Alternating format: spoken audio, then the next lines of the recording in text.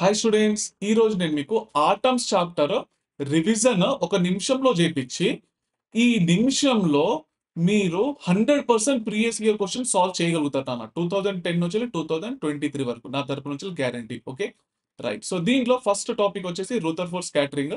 ఈ formula base పైన questions అయితే క్రియేట్ అయితే మెయిన్ గా రిలేషన్షిప్ బేస్డ్ ఎన్ కి టీటా కి మధ్యలో ఉన్నది. ఓకే, నెక్స్ట్ వచ్చేసి డిస్టెన్స్ ఆఫ్ క్లోజెస్ట్ అప్రోచ్ ఉంది కదా, ఇక్కడ ఆర్ కి ఈ కి మధ్యలో ఉన్న రిలేషన్షిప్ బేస్డ్ పైన క్వశ్చన్స్ అనేటివి క్రియేట్ అవుతాయి, గుర్తుపెట్టుకోవాలి. నెక్స్ట్ బోర్స్ అటామిక్ మోడల్లో యాంగులర్ మొమెంటం ఫార్ములా ఉంది కదా, MVR equal to NH by 2π, ఇది గుర్తుపెట్టుకోండి. Centripetal equal to centrifugal force, ఈ ఫార్ములా గుర్తుపెట్టుకోండి. లాంబ్డాకు ఎనర్జీకి మధ్యలో ఉన్న రిలేషన్షిప్ ఇది నాన్న. ఓకే, ఈ వాల్యూ సబ్స్టిట్యూట్ చేసి ఇది వస్తుంది, గుర్తుపెట్టుకోవాలి. నెక్స్ట్ వచ్చేసి రేడియస్ ఆఫ్ బోర్స్ ఆర్బిట్ నాన్న. ఇక్కడ ఈ రిలేషన్షిప్ బేస్డ్ పైన క్వశ్చన్స్ అనేటివి క్రియేట్ అవుతాయి. ఓకే, n² బై z గుర్తుపెట్టుకోండి.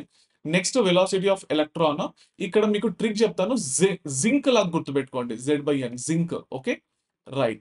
నెక్స్ట్ వచ్చేసి total energy of electron. So ఇక్కడ జింక్ స్క్వేర్ అన్నమాట, zinc square z/n². Okay, relationship అయితే గుర్తుపెట్టుకోండి. ఓకే, నెక్స్ట్ ఇగో టోటల్ ఎనర్జీకి, పొటెన్షియల్ ఎనర్జీకి, కెనెడిక్ ఎనర్జీకి మధ్యలో ఉన్న రిలేషన్షిప్ ఇది. Wavelength is inversely proportional to transition, ఇది గుర్తుపెట్టుకోండి.